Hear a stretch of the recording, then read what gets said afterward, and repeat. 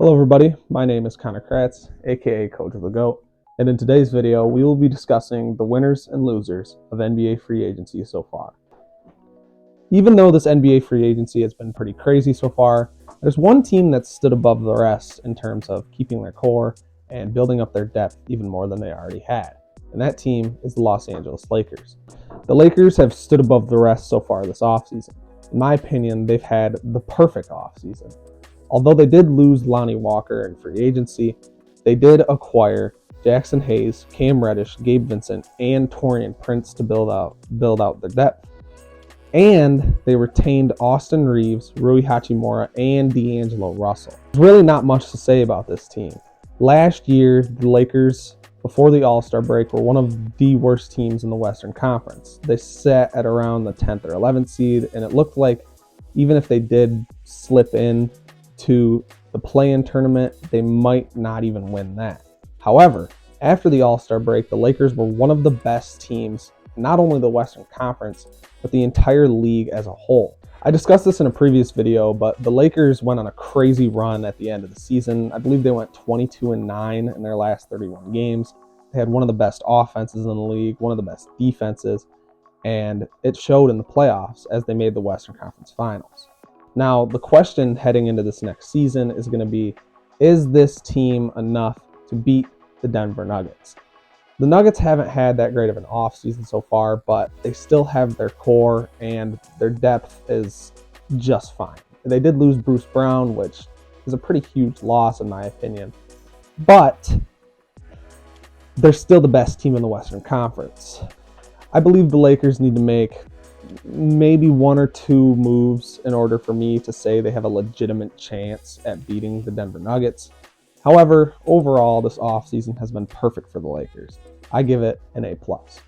Speaking of Bruce Brown, my next winners of the NBA offseason are the Indiana Pacers. The Indiana Pacers were one of the worst teams in the Eastern Conference last season, finishing with a record of 34-48. They ended up having the 7th overall pick in the NBA draft, which they used to get Bilal Coulibaly. However, they traded that pick in order to get Jarace Walker. Jarace Walker, in my opinion, should have easily gone in the top 5. In the Summer League, he proved it. He proved to be a defensive freak, and although his offensive game does need some polishing, I think he'll be just fine. Let's talk about the other moves the Indiana Pacers made. They made a move for Bruce Brown, as I said before, signing him to a 2-year, $40 million deal, which honestly isn't that terrible in the grand scheme of things. Bruce Brown isn't an all-star level player, nor is he really like a, great role player. He's a good role player. And getting him for $20 million a year over just 2 years is pretty decent. They also went out and acquired Obi Toppin, who in my opinion is one of the most underrated young players in the league. With New York, he really didn't get that much opportunity, but with the Pacers, I feel like he's going to show out. The Pacers also went out and re-signed Tyrese Halliburton, which is a pretty damn good move. Tyrese Halliburton being an all-star level player and an all-NBA level player. Signing him to a $50 million contract, though, is putting a lot of faith in him to be a great player for the next coming years. And I think he can do it. So I don't have a problem with that contract. The only issue that the Indiana Pacers really ran into this offseason is the trade rumors with Miles Turner, which it feels like we see this every single year. Miles Turner has been rumored to get traded to the Dallas Mavericks, and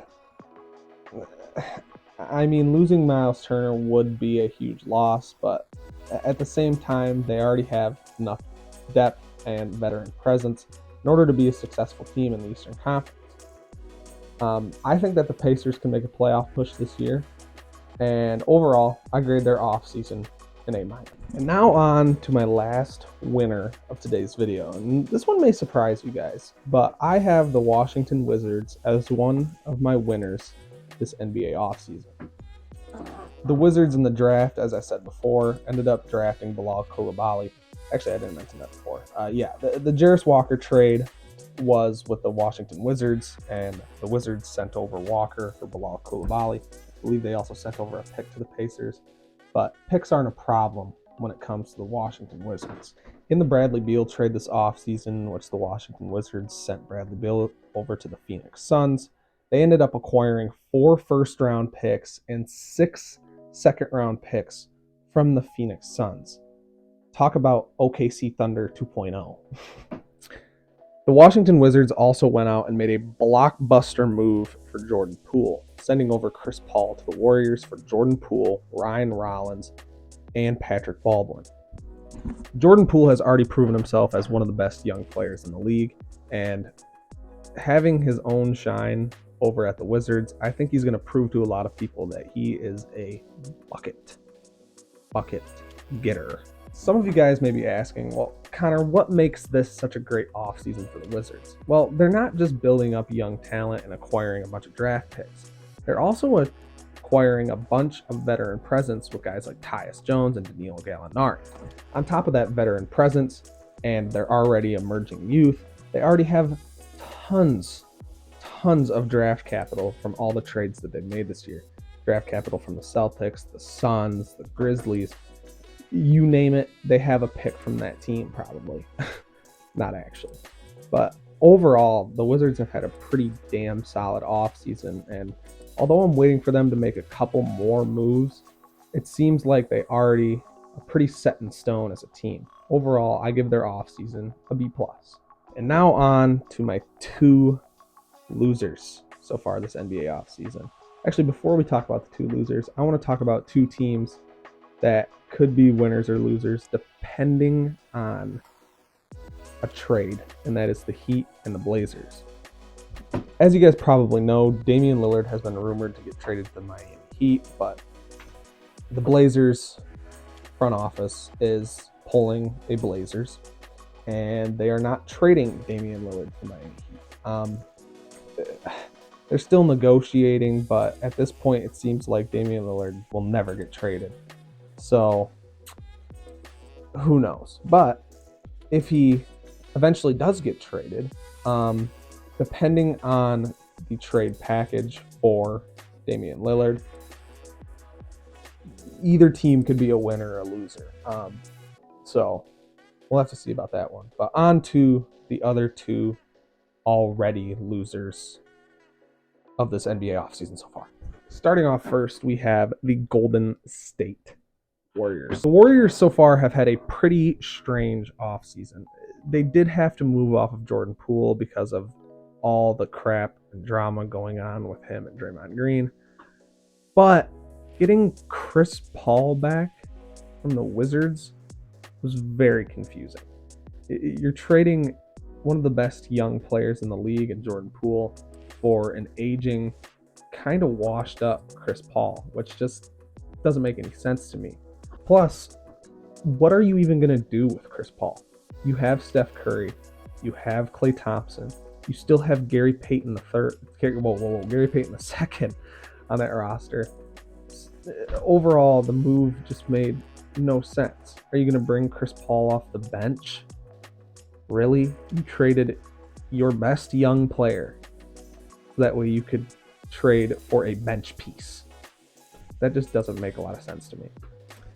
They also lost Donte DiVincenzo this offseason, which you may be thinking, Connor, really? That's not that big of a loss. Kinda is. Donte DiVincenzo was the Warriors' best bench player pretty much. Or he was pretty damn close to it, other than, Jordan Poole, but I don't know if he really counts. He started a lot of games.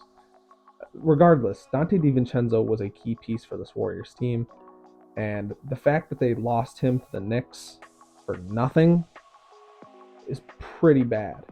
Outside of those 2 moves, the Warriors really haven't done anything. They've just lost their young talent and acquired an old Chris Paul. So, Just a quick side note before this video continues. I forgot to mention that they did get Brandon Podziemski in the draft, but with all the pieces they lost, still a pretty mid-off season. If I had to change my grade, I'd probably give them a D instead of a D-. So not that big of a difference. I don't know what the Warriors are doing.